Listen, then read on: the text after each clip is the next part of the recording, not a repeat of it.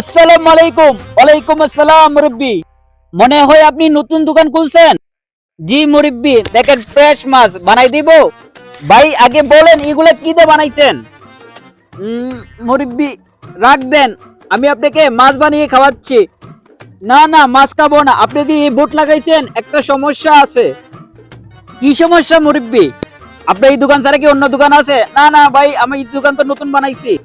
তো এটা কেন লেখছেন? এখানেই সমস্যা। এটা এক কাজ করে মুছে ফেলেন। আচ্ছা আচ্ছা, দেখি। উম, ভাই আপনি তো ঠিক বলছেন, এটা এখানে কেন? এখনই মুছে দিতেছি, দাঁড়ান। উম, উম, উম, উম, এ কুল তো এটা